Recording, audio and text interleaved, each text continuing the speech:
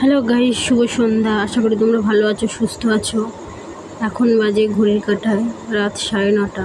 তোমার দাদাভাই ডিউটি থেকে এসছে, আসার পরে বলছে যে মেলায় যাওয়ার কথা।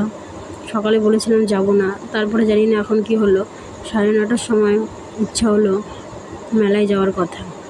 কি মেলায় তোমরা তো বুঝতেই পারছো না কি মেলা। এটা হলো লোকনাথ পুজোর উপলক্ষে মেলা। এই যে ধুবুরি রেল স্টেশন পার হলাম, এটা রেল গেট পার হয়ে এখন সোজা চলে যাব মেলায়। এই যে এটা মেলাটা রোডের পাশেও বসেছে এবং মন্দিরের পাশেও বসেছে।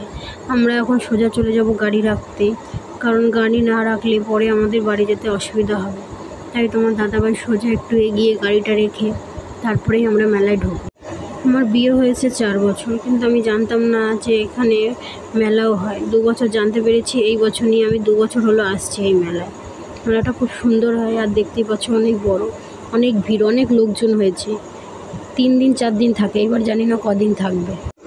এই মেলায় আসার একটাই আগ্রহ হলো এই মন্দিরের সাথে বিয়েটা এখানেই হয়েছিল, কারণ তখন লকডাউন ছিল, বাড়িতে অনুষ্ঠান করার জন্য কোনো পারমিশন ছিল না, তাই মন্দিরে বিয়েটা এখানেই করতে হয়েছিল। জায়গাটা খুব সুন্দর, যে একবার আসবে তার বারবার আসতে ইচ্ছা করবে। এই যে আমরা এখন সোজা মন্দিরের দিকে যাচ্ছি। এই যে তোমার দাদাভাই বাবুকে নিয়েছে। এখানে ক্যামেরাটা ধরার কথা ছিল তোমাদের দাদাভাইয়ের, কিন্তু ও ক্যামেরা ধরবে না, ও বাবুকে নিয়েছে, তাই আমাকে ক্যামেরাটা ধরতে হলো। এই যে এখান দিয়ে শুরু দোকানপাটে। এখন আমরা সোজা চলে যাচ্ছি মন্দিরের কাছে। দেখতেই পাচ্ছ খুব ভিড়, অনেক ভিড়, মানে সাইড দিয়ে যেতে হবে। ওই যে মন্দিরটা দেখা যাচ্ছে। আর এখানে বাউলের একটা ফাংশন চলছে, তাই এখানে অনেক লোকজন বসে আছে, তাই আমাদের তাদের সাইড দিয়ে যেতে হচ্ছে। এখন আমরা আস্তে আস্তে মন্দিরের দিকে যাচ্ছি। দেখেছো কেমন ভিড়, অনেক ভিড়। এখানে প্রতি বছরই এই লোকনাথ পুজোর দিন খুবই ভিড় হয়।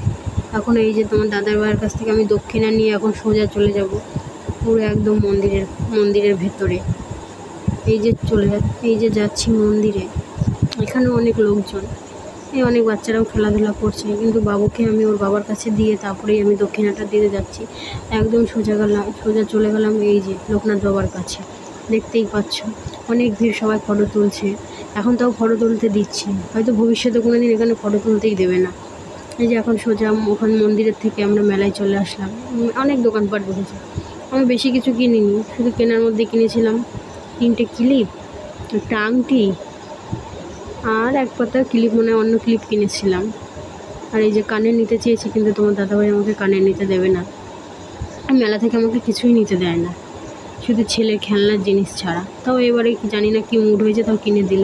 এদিকে ছেলে কি নেবে বুঝতেই পারছে না, কোন খেলনাটা নেবে। ওকে এখন সবই দিতে হবে মনে হচ্ছে। এই যে তোমার দাদাভাই ওকে দোকানে নিয়ে দাঁড়িয়ে জিজ্ঞাসা করছে কোনটা নেবে। ও তো বলতেই পারছে না কোনটা নেবে, সব দেখাচ্ছে। তো সব খেলনা তো কিনে দেওয়া সম্ভব না। যেটা ওর সব থেকে বেশি পছন্দ, ওই খেলনাটা মনে হয় ওর খুব পছন্দ হয়েছে। ওই যে দেখাচ্ছে ওই হাতিটা, মনে হয় ডুগডুগি বাজায়, সেটাই ওর খুব পছন্দ হয়েছে, ওটাই নেবে। তোমার দাদাভাই ওই জন্য ওটা সাইড করে নিতে বললো, ওই জন্য ওটাই নেবে। তো ইচ্ছা করে অনেক কিছুই, কিন্তু দেখো সময় মনে হয় মেলায় জিনিসের দাম বেশি, আর বাজারে হাটে মনে একটু কম দাম। ওই যে ওর বাবা ওকে আরও জিজ্ঞাসা করছে কী নেবে, একটু বকা দিয়েছিল, বারবার এত বায়না করছিল, তাই একটু ভালোবেসে নিল। আর জিজ্ঞাসা করছে যে ফোন নেবে নাকি। ও মাঝের মধ্যেই আগেকার দিনের যে ফোনগুলো আছে, সে বাচ্চাদের ফোনগুলো, ওই যে গান হয়, ওই গানওয়ালা ফোনটা আর খুব পছন্দ। তাও ওর বাবা একটা খেলনা ফোন কিনে দিতে চেয়েছিল, মনে হয় নেবে না।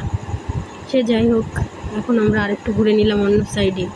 সেটা তোমাদেরকে ভালো করে দেখালাম না, কেন এখানে অনেক কিছু দেখানোর। কিন্তু ঠিক আছে বন্ধুরা, টাটা বাই। পরের ভিডিও দেখার জন্য আমাকে লাইক, শেয়ার, কমেন্ট আর সাবস্ক্রাইব করে